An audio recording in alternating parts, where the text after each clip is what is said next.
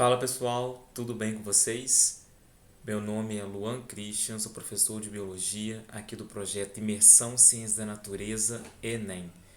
Tenho certeza que esse projeto vai ajudar muito vocês a terem um bom desempenho na prova de Biologia do Enem e assim melhorando a nota de vocês na área de Ciência da Natureza. Olha, não deixe de se inscrever para você receber todas as notificações dos vídeos que a gente for postando aqui, de questões de assuntos muito cobrados no Enem e que podem talvez aparecer na prova de vocês esse ano também, tá bom? Vamos lá.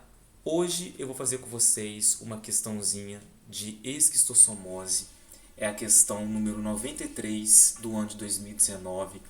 Vocês vão perceber que, apesar de ser uma questão que vai trabalhar uma doença, a pegada dela, o comando dessa questão, ele poderia aparecer em outros contextos de outras doenças infecciosas também, tá bom? Vamos lá então. A esquistossomose, também conhecida como barriga d'água, caracteriza-se pela inflamação do fígado e do baço, causada pelo verme Schistosoma mansoni, o famoso esquistossomo. O contágio ocorre depois que larvas do verme são liberadas na água pelo caramujo do gênero Bionfalaria, seu hospedeiro intermediário, e penetram na pele humana. Após o diagnóstico, o tratamento tradicional utiliza medicamentos por via oral para matar o parasita dentro do corpo.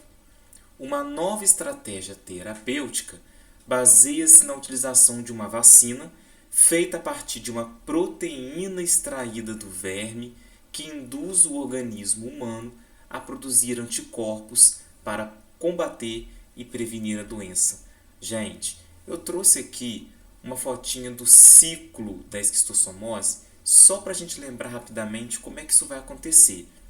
Você tem aqui um homem infectado, o verme ele pode estar também, ele pode estar ali numa região próxima ao intestino e no intestino, o verme adulto, e consequentemente ovos deste verme vão ser liberados pelas fezes no ambiente aquático, nas fezes, né, no ambiente aquático.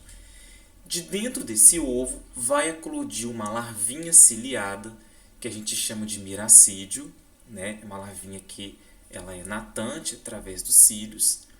Essa larvinha ela entra no caramujo, que é o hospedeiro intermediário, né, o Bionfalaria, sofre uma modificação dentro do caramujo e é liberada como larva cercária, né?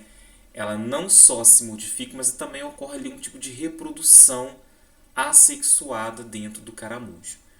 Essa larvinha cercária, gente, ela é completamente diferente da miracídio e ela tem uma morfologia que favorece a penetração dela pela pele humana. Bom, dessa forma, o esquistossomo ele consegue infectar o nosso corpo e se instala principalmente no fígado, ali no sistema porta-hepático, né, que a gente chama, e acaba causando ali todos os transtornos, culminando ali com um grande edema abdominal, que a gente chama de ascite, que é um acúmulo de líquido que caracteriza a doença aí como barriga d'água. Só que no caso dessa questão, ela está dizendo sobre uma vacina que vai ser desenvolvida para combater e prevenir a doença. Bom, e aí, gente, vem o comando da questão. Uma vantagem da vacina em relação ao tratamento tradicional é que ela vai poder o quê? Presta atenção, porque falamos muito de vacina durante a pandemia e é uma coisa que pode aparecer na prova do Enem esse ano. Qual é o efeito, qual que é o mecanismo de ação da vacina? A vacina ela sempre vai conter o antígeno causador da doença, né?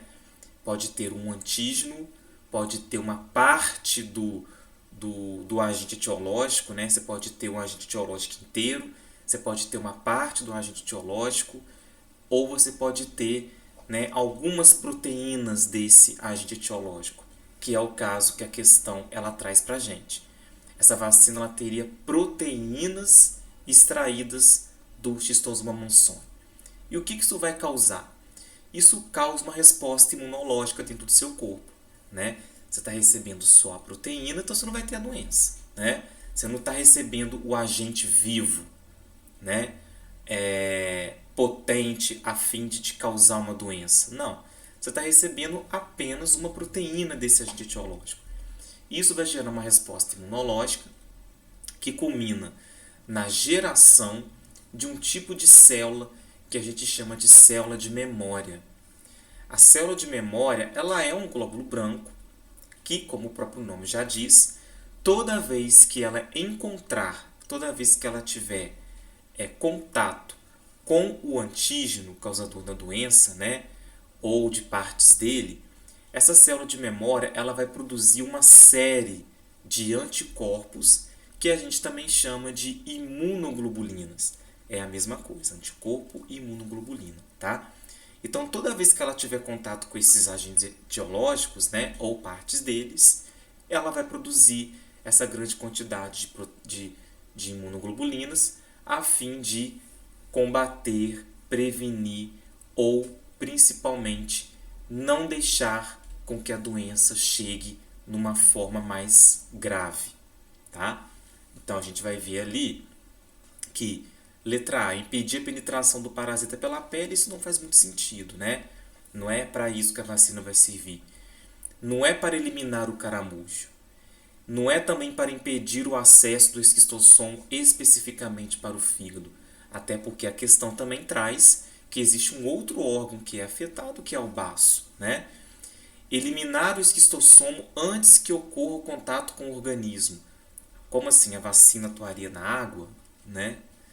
E a letra E, eliminar o esquistossomo dentro do organismo antes da manifestação dos sintomas.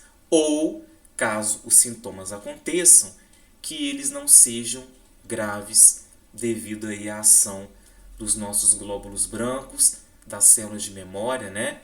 E dos anticorpos produzidos por elas. Tudo bem? Lembra disso aí, ó. É uma questão que fala de doença, mais especificamente mecanismo de ação das vacinas. É o que a gente chama aí de memória imunológica. Só para a gente aproveitar aqui esse nosso tempinho que a gente tem, eu queria que vocês se lembrassem que se a gente estivesse falando de soro, o soro ele não é profilático, né? O soro ele é terapêutico. Então, muitas vezes você vai aplicar o soro no indivíduo porque o soro já tem os anticorpos prontos. Não iria dar tempo do indivíduo gerar essa resposta imunológica que a vacina causa. Muitas vezes ele já está com o antígeno no corpo dele e um antígeno muito virulento, um antígeno muito potente, como acontece, por exemplo, com a toxina do tétano, da bactéria do tétano, né? Como acontece, por exemplo, com os venenos de animais peçonhentos, como, por exemplo, no caso das cobras. Não haveria tempo para o indivíduo gerar essa resposta. Eu preciso já levar para ele os anticorpos prontos. Aí é um pouco diferente do que acontece com a vacina. Tudo bem? Pessoal, mais uma vez obrigado por estar aqui com a gente, acompanhando, assistindo às aulas, correndo atrás aí, que tenho certeza que isso vai trazer para vocês uma excelente nota aí no Enem, na parte de Ciências da Natureza. A gente se vê em outros vídeos aí mais pra frente. Se inscreva no canal. Um abraço.